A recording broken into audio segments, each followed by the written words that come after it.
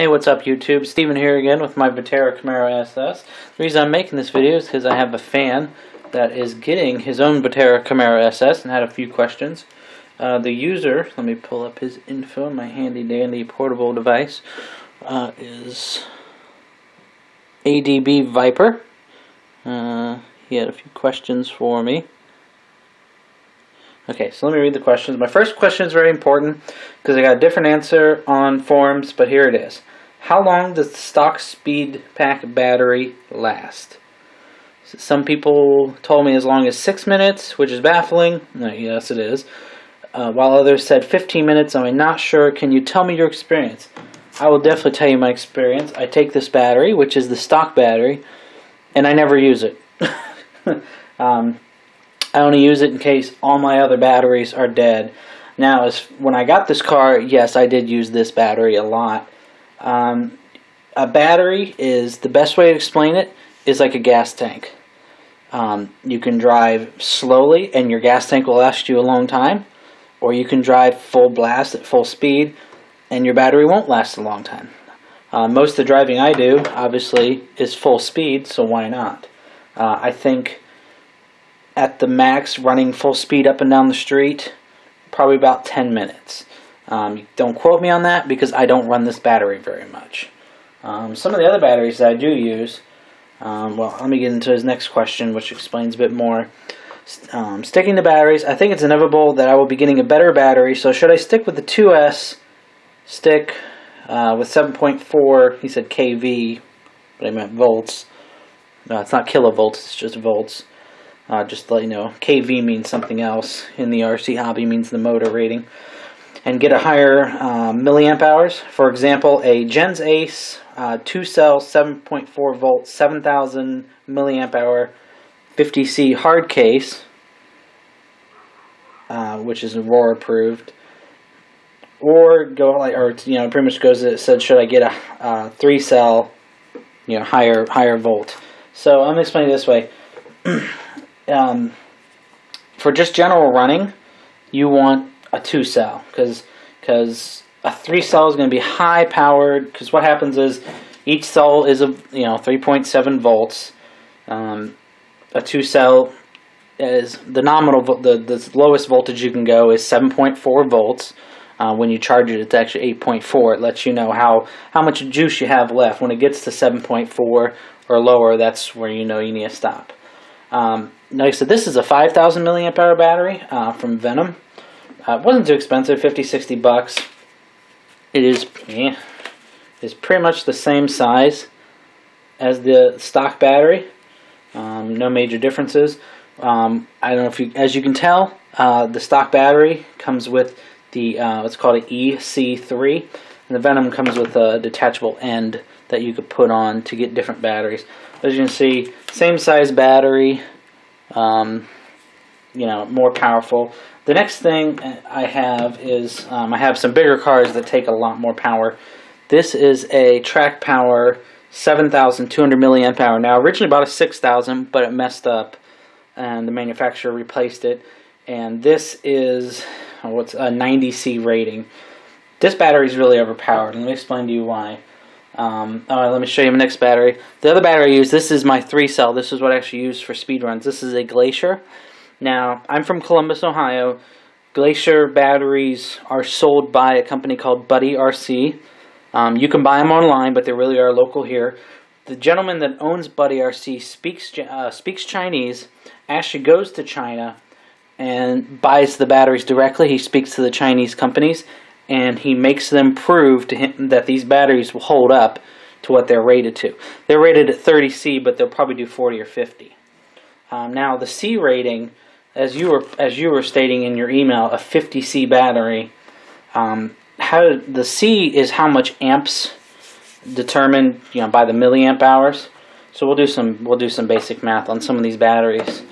The stock battery is a 3,000 milliamp hour 20C battery. I'm going to pull out the calculator. To measure the amps of the battery, which is how much the ESC draws, you take the 3,000, and I just automatically cut off all the zeros and make it 3. So 3 times the 20C, So 3 amp hours times 20C, which is 60 amps. Okay, so 60 amps. So then we take and the number of cells doesn't matter either. Just the milliamp hours and the C rating. So we take a 4 times 30, and that puts out 120 amps. And then I just know 5 times 2 puts out 100 amps. Now that is a continuous rate, but these batteries also have a burst rate, which normally you consider double the rate. So if this battery puts out 100, it would do a double of 200. Let me move this camera over a little bit so I can get some more what I'm looking at. And then this big battery here is a 72,000, so I just take 7.2 times the 90C rating, and that battery puts out 648 amps continuous, and to say maybe it does double that limitation is the size of the wires.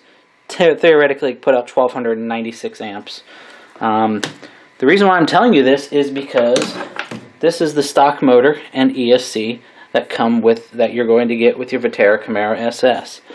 This is, if it'll come into focus, a 45 amp ESC brushless speed controller. So you're looking at a 50C battery that has 600 amps. You're never going to use all of it, and you're going to spend a lot of money for something that this car can't use. Yes, I could run this battery in the car, and I do run this battery in the car just because of the 72,000 and the longer runtime. But you can get away just fine with a 5,000 milliamp hour battery with 20C. So there's no need to do that. The only reason you ever have to worry about that is if you go to a higher amp system. I have an 80 amp system. I don't know what the Sidewinder is. It's like 80 or 100. I have a smaller battery that I don't have with me right now because it's being repaired that only puts out 60 amps that I can no longer use in the system because of that. I had a smaller battery that was lighter and I could run faster. Now the problem with the 3 cells is if you get too big, these 3 cells are kind of bigger. Sorry, I'm working in reverse. They're kind of bigger. This one's puffed a little bit because I've abused it. When you drain them too low, they puff. The puff is actually dangerous chemicals. Do not puncture and try to let that out. You will blow yourself up.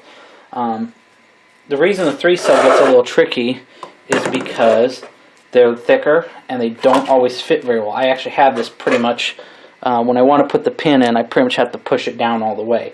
Not only to mention that, I took a sander and sanded down a lot of this because this actually had probably about that much plastic on it, and I sanded it off so I had that much more room. I forced big batteries in there so badly that it actually stripped the screws here, because you can actually twist that up to go high enough until it strips, which I have. It's an easy part to replace, but I haven't done it. So the 3 cell, I'd only recommend once you get good with the 2 cell. Pay attention to your battery post. I have so many issues with this battery, with the cable being right here next to the tire. That's why I cable tied it to the main battery and then plugs in over here. And then that no longer gets into it. My other 3 cell, which is smaller, I didn't cable tie it, and the tire came off and ripped this balance lead off, which is why it's at the it's with my local hobby shop now.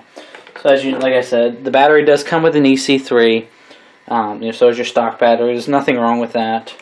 When you do buy a battery, sometimes they will come with Dean's. That's another version of Dean's. It's like an updated version. It's supposed to be prettier. But it's the same thing. So I have one of these. This is a little converter. Sometimes they have like with actual cable in it, but I like this more because I can run this on this car and then go plug it in my other car that has EC3 in it. So I hope you enjoy your car. The next thing I can recommend is getting, like what I did, I got different bodies for it, and I recommend getting a AVC receiver. Really helps the car stay straight. I'm sure if you watched all my other videos, abdviper, you'd see, it's really needed. And let me know if you do have issues with the steering, because like I said, when I got this car, the steering servo center made the tires like that. So, thank you guys for taking the time listening. If you guys have any questions, just don't be afraid to ask. I don't bite too much. So thank you guys and have a good evening.